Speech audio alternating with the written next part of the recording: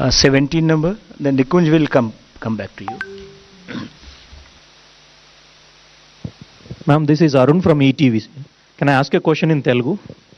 Ma'am, అమరావతికి సంబంధించి 15,000 crores మీరు ఈరోజు అనౌన్స్ చేశారు. దీంతోపాటు పోలవరం ప్రాజెక్టుకి సంబంధించి అనౌన్స్ చేశారు. సో 15,000 crores గవర్నమెంట్ గ్రాంట్ ఇస్తుందా లేదా లోన్ రూపంలో ఇస్తుందా? ఒకటి. రెండు, పోలవరం ప్రాజెక్టుకి సంబంధించి అనౌన్స్ చేసినాము. పోలవరం ప్రాజెక్టుకి పూర్తి సపోర్ట్ ఇస్తామని చెప్పారు. ఎంత మొత్తంలో ఇవ్వడానికి అవకాశం ఉంది కేంద్ర ప్రభుత్వం నుంచి? ముందుగా పోలవరం గురించి మాట్లాడితే దానికి ఒక పోలవరం నేషనల్ ప్రాజెక్ట్స్, సో అది కేంద్ర ప్రభుత్వం మీద ఉంటుంది. మోస్ట్ నేషనల్ ప్రాజెక్ట్ అని చెప్పినప్పటికీ అది సెంట్రల్ గవర్నమెంట్ ఇంప్లిమెంట్ చేస్తుంది. కానీ ఇక్కడ ఆంధ్రప్రదేశ్ గవర్నమెంట్ ఇంప్లిమెంట్ చేస్తుంది నేషనల్ ప్రాజెక్ట్ని. అది 2014లో మనం ఒప్పుకున్నాం ఆ కండిషన్కి. దాని ప్రకారం రీహాబిలిటేషన్ ఎంతవరకు కట్టుబాటు ఉంటుంది, ఎంతవరకు గ్రామంలో ఉన్న వాళ్ళని అక్కడి నుంచి తరలించినప్పటికీ వాళ్ళకి ఇవ్వాల్సిన అమౌంట్ ఎంత ఉంటుంది, రిలీఫ్ రీహాబిలిటేషన్ 2013 యాక్ట్ కింద, ఇవన్నీ డీటెయిల్స్ అప్పటికే ఒక లెవెల్కి ఒప్పుకున్నాక క్యాబినెట్ నుంచి అప్రూవల్ తీసుకున్నారు. అప్రూవల్ ఒక ఎత్తు వరకు పోలవరం డ్యామ్ బిల్డ్ చేయడానికి.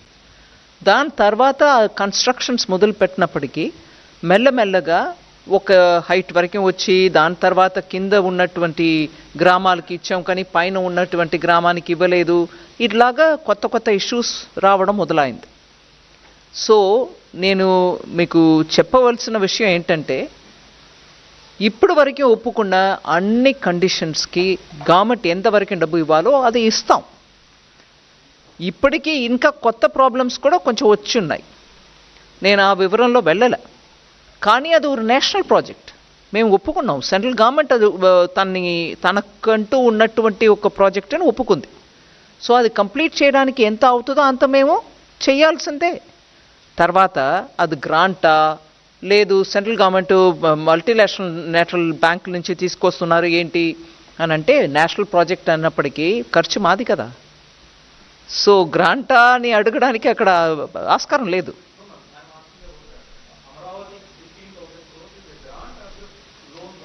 ఒక నిమిషం, నా పోలవరం గురించి నేను మొదలుపెట్టాను కదండి. సో పోలవరం గురించి మాట్లాడుతున్నప్పుడు క్యాబినెట్ ద్వారా ఎంత అప్రూవల్ అయిందో దాని మేరకి ఇప్పటివరకు ఎంత ఇవ్వాలో అంత ఇస్తూ వచ్చాం. In fact first time cabinet approval చేసిన అంత అమౌంట్లో అన్నీ కూడా క్లియర్ అయిపోయింది. ఎగ్జాక్ట్ అమౌంట్ నేను ఇప్పుడు చెప్పట్లేదు కానీ అన్నీ క్లియర్ అయిపోయింది. ఏదో కొంచెం అటుగా మిగిలి ఉంటుంది. కానీ ఇప్పుడు నుంచి అది ఎంత హైట్కి ఒప్పుకున్నారో అంత హైట్కి వెళ్ళడానికి, ఎందుకంటే ఒక 2-3 సంవత్సరమో అందుకు ముందో ఈ గవర్నమెంట్ ఆ గవర్నమెంట్ నేను మాట్లాడలే. మొత్తానికి దాంట్లో ఉన్నటువంటి ఇబ్బందులని దాటుకొని ఇవాళ అది కంప్లీట్ చేయడానికి ఎంత అవుతుందో అది మేము వాళ్ళతోటి కలిసి మాట్లాడి దానికి ఫుల్ సపోర్ట్ ఇస్తాం అనేదే మా స్టేట్మెంట్.